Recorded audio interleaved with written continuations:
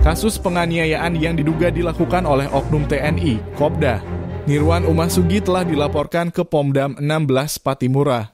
Menanggapi itu, Kepala Penerangan Kodam 16 Patimura, Kolonel R. Agung Sinaring menegaskan jika anggotanya terbukti melakukan pelanggaran hukum maka akan diberikan sanksi sesuai aturan yang berlaku.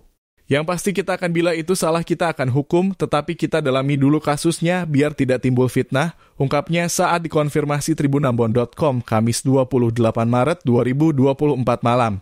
Dijelaskan lebih lanjut bahwa kasus ini dalam tahap penyelidikan seperti pemeriksaan saksi-saksi dan pengumpulan sejumlah bukti.